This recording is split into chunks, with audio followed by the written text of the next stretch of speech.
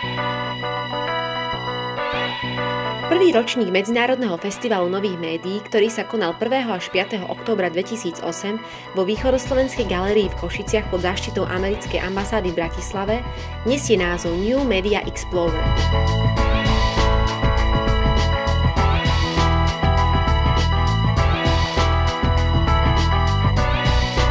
Tento festival, slávnostne otvorený autormi projektu Tomášom Marušiakom, Michalom Murinom a Annou Treter spolu so zástupcom amerického ambasádora Edwardom Kempom, by mohol predznamenať zvýšenie záujmu o umenie nových médií.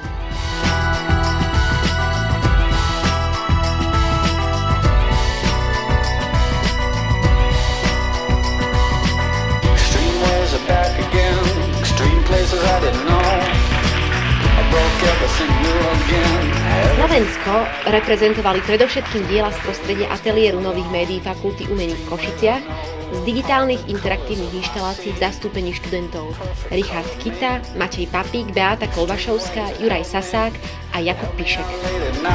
Hlavná myšlienka celého projektu vznikla na schodoch pri dome svätej Alžbety, keď sme sa s pánom Kempom rozprávali o tom, aká akcia by sa dala urobiť v oblasti nových médií.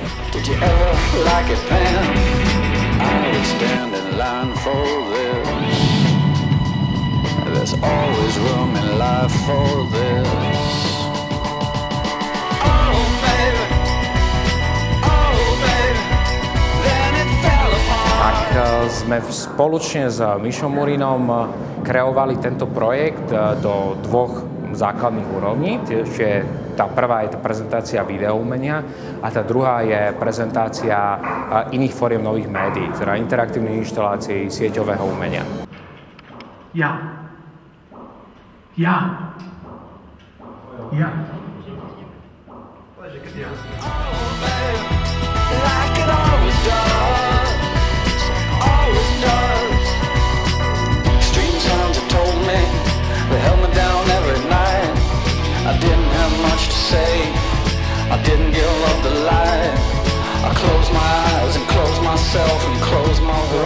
It was a very interesting project because it's not only... Pre nás to bol naozaj veľmi zaujímavý projekt, pretože nie je to len o prezentácii študentských prác tu, v týchto priestoroch, ale je to taktiež to, že môžu byť zahrnuté na web stránku, kde si môžu tieto práce pozrieť takisto americkí študenti a americká verejnosť. And artists in the United States. I think it's a very good point to go on with this website. Je to veľmi dobrá výstava, veľmi pekná výstava. Treba povedať, že sme ozaj veľmi radi, že mohla vzniknúť tá web stránka, ktorá môže slúžiť ako komunikačný nástroj. Veríme, že to bude ozaj taký priestor pre stretávanie sa a komunikáciu.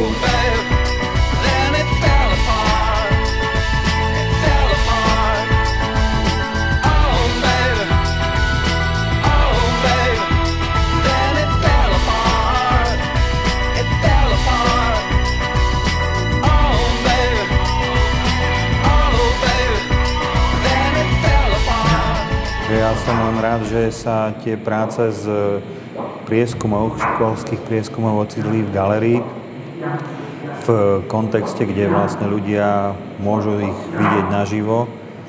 A to je, čo sa týka výstavy. A druhá fáza toho projektu spočíva v videoartoch, ktoré sa prezentujú v Košiciach, v Banskej Bystrici a v Bratislave, čím vlastne aj na základe medializácie vôjde nejako do verejného priestoru tento druh umenia.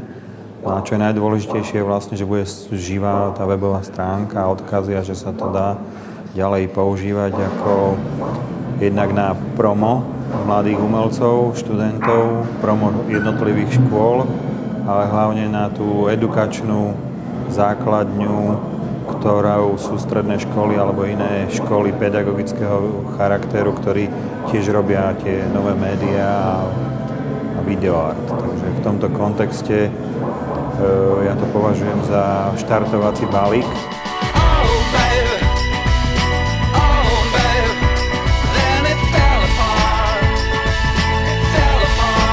O dôležitosti a vysokej úrovni tohto podujatia svedčí aj fakt, že ho svojou návštevou poctil aj známy americký videoartista a pedagóg Skip Blumberg.